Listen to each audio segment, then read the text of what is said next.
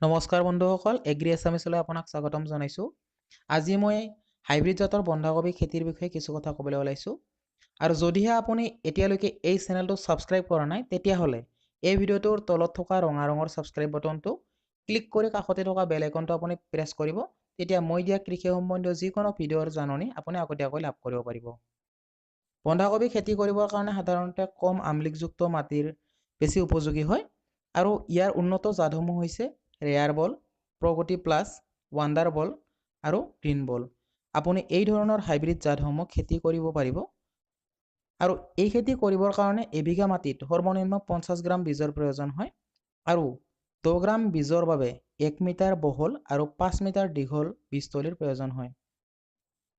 এই হাইব্ৰিড জাতৰ বন্ধাকবিৰ পুলিসমূহ 20 পৰা 25 দিনৰ ভিতৰত ৰোৱাৰ বাবে উপযোগী হয়।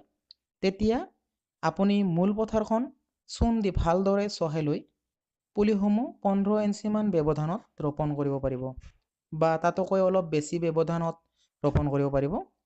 আৰু এটা কথা সদায় মন কৰিব লাগিব যে চূণ প্ৰয়োগ কৰাৰ অতি কমেও 10 দিন পিছতহে পুলি ৰোপণ কৰিব। আৰু আপুনি যদি এই হাইব্ৰিড জাতসমূহ ৰাসায়নিক পদ্ধতিত খেতি কৰিব বিচাৰে, তেতিয়াহ'লে পুলি ৰোৱাৰ 3 দিনমান আগত পচন সাৰৰ লগত একক ছুপাৰ ফছফেট, উপজ, মিউৰেট অফ পটাছ আৰু ফুৰাটন 3G দি ভালকৈ মিহলাই ঢাকি থৈ দিব। আৰু যেতিয়া পুলিবোৰ মূল পথাৰত ৰোৱাৰ বাবে উপযোগী হৈ উঠিব, তেতিয়া প্ৰতিজোপা গছত 100 গ্ৰামমানকৈ গোবৰ মিশ্ৰিত সাৰ দি ৰোপণ কৰিব। পিছত ভালদৰে জলসিঞ্চন কৰিব আৰু জলসিঞ্চন কৰোঁতে যাতে বেছি সময়লৈকে পানী জমা হৈ নাথাকে, সেইটোৰ কথা প্ৰতিও আপুনি লক্ষ্য ৰাখিব। কিয়নো বেছি সময়লৈকে যদি পানী জমা হৈ থাকে, পুলিবোৰ মৰি যোৱাৰ সম্ভাৱনা থাকে। বন্ধাকবিসমূহ বেমাৰৰ পৰা ৰক্ষা কৰিবলৈ হ'লে সময়ে সময়ে মেক'বান চি বা পলিচি 2 গ্ৰাম প্ৰতি লিটাৰ পানীত ভালদৰে মিহলাই স্প্ৰে কৰিব লাগিব। আৰু পাৰিলে এণ্টিবায়'টিক যিটো ক্ৰচিন এজি স্প্ৰে কৰিব। তেতিয়া গুৰ পচা আৰু পাত পচা বেমাৰৰ পৰা বচাই ৰাখিব পাৰিব। লগতে পাত খোৱা পোকৰ আক্ৰমণত যদি আপুনি দেখা পায়, তেতিয়াহ'লে আপুনি ছুপাৰ পাৰফেক্ট যিটো কীটনাশক দ্ৰব্য 2 ml প্ৰতি লিটাৰ পানীত মিহলাই পুৱা বা আপুনি আবেলি ঠাণ্ডা অৱস্থাত স্প্ৰে কৰিব পাৰিব। তেতিয়া পোকৰ আক্ৰমণ আপোনাৰ কমি যাব। আৰু এই ধৰণৰ হাইব্ৰিড জাতসমূহ ৰোৱাৰ পৰা 60 পৰা 70 দিনৰ ভিতৰত বিক্ৰীৰ বাবে উপযোগী হৈ পৰে।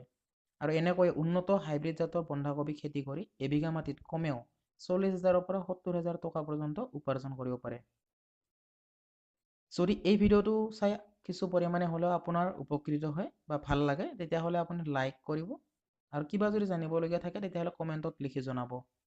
আৰু যিমান পাৰে আগ্ৰহী কৃষকসকলে ভিডিঅ'টো শ্বেয়াৰ কৰি দিব। অহা ভিডিঅ'ত লগ পোৱাৰ প্ৰতিশ্ৰুতিৰে আজিলৈ আহিছোঁ। ধন্যবাদ। জয় আই অসম।